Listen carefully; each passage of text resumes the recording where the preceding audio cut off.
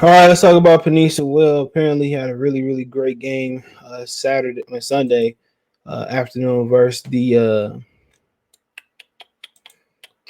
LA Rams. Almost hit the Los Angeles Rams. Let's talk about it. Thumbs up the video, share the video, subscribe to the channel, check out Detroit Lions Talk playlist for more videos like this. And yeah, he was it was silent. Silent is usually a good thing for left tackle.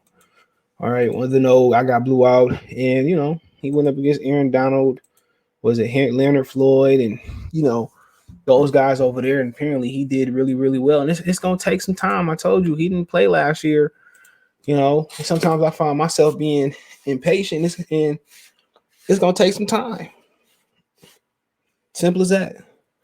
There's going to take some time for him to get acclimated, to get his body right to playing football. And on top of that, you add an extra game. How many played in college? 10, 12 at the most.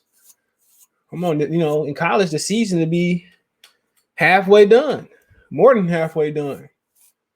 So, I mean, people got to understand that too. But Detroit Lions rookie review, Penei Sewell shines versus the LA Rams. What did you say, the Rams? It says week 7 of the regular season. Let me zoom in a little bit more. Oh, a lot. Too much. Week 7 of the regular season is now officially in the books. The Detroit Lions are still looking for their first victory in 2021 after falling to the LA Rams 28-19. Despite the loss, the Lions again saw improvement from much of their younger core. Let's take a look at how the rookie played. 69 snacks, 100%, five special team snacks, 20% for Penei Sewell. It says Sewell once again got to start at left tackle and made the most of his opportunity to face off against one of the league's best.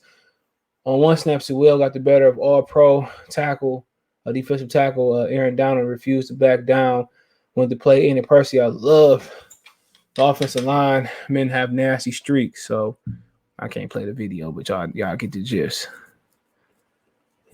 Pro Football Focus, he was the Lions' highest-rated offensive player. He scored 81.1. Sewell continues to flash in the running game using his elite athletic traits to clear lanes for running backs DeAndre Swift and Jamal Williams.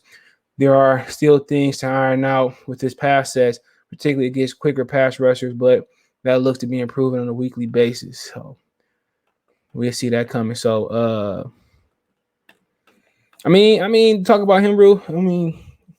We can roll. We can kind of go on from everybody. I'm not surprised, bro. His biggest obstacle,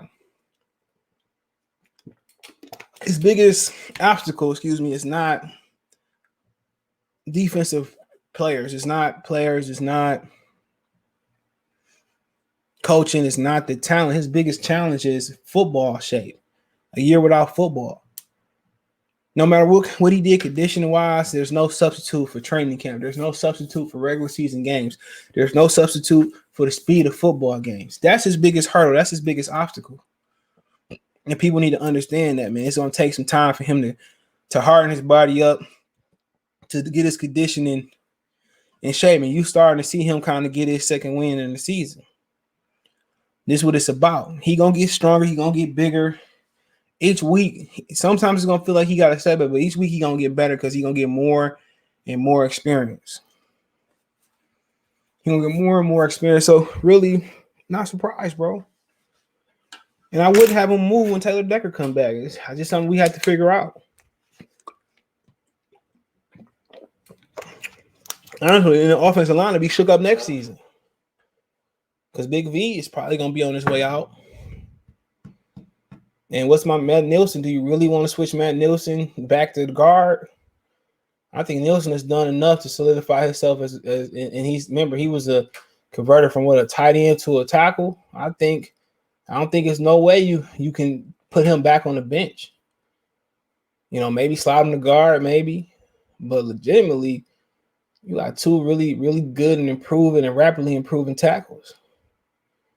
But in reality, Sewell's going back because Taylor Decker got paid prematurely by the Lions. But it's hard to switch him back to the right side, bro.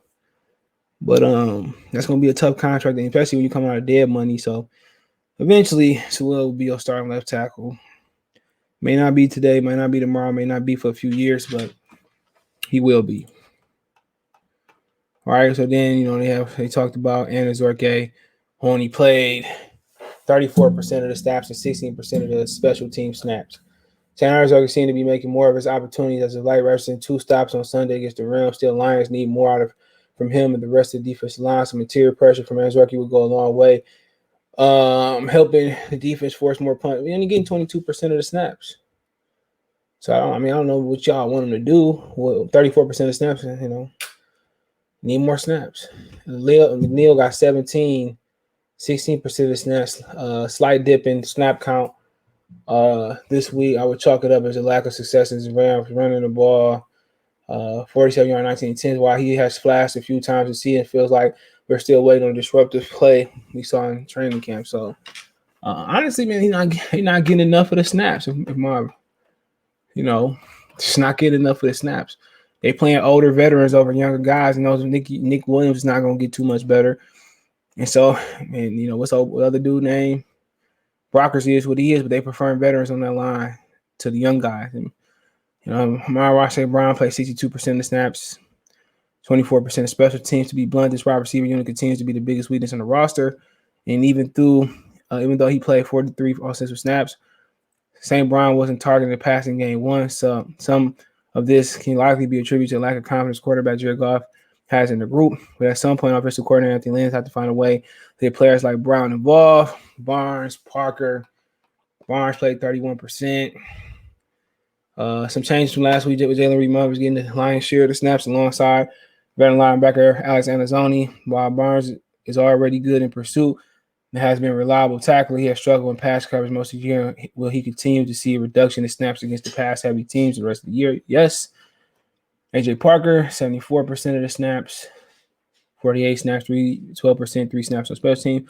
1 or 2 undrafted rookie starting on defense. Parker continues to compete valiantly every week despite taking his lumps. He, along with every other member of the Lions defense, has had some rough moments against Rams quarterback Matthew Stafford. Unfortunately for Parker Lions, it looks like he could be out of the lineup for a little while, exiting the game, making life a little bit more difficult. Battered and bruised secondary. Jerry Jacobs played 100% of the snaps, 4 snaps, 60% on special teams, despite a very questionable defensive pass interference call and frequently being targeted by Stafford. Jacobs more or less held his own against the Rams Sunday. He's a willing run defender and doesn't seem to dwell or sulk when he's getting beaten. With the loss of star nickelback AJ Parker, Jacobs quickly becoming a player the Lions can't afford to lose. So, obviously, man, young cornerbacks, they young. And for them to be doing as well coming from Kansas State in the Big 12 and here, like I said, that's a great effort. So, hey, let me know what you guys think, man. Check out Detroit Lions Talk playlist. Thumbs up the video, share the video, subscribe to the channel. Appreciate that. It's the best ways to donate. Want to make a financial donation? Cash App, CJ Good 313, Venmo, CJ Good 313, PayPal link description. Forget you find me on Twitter, Facebook, Instagram. If I didn't say so. If you want to chop it up, business, question, require, sponsorship, advertise, all that good stuff, let me know in the comment section. Peace.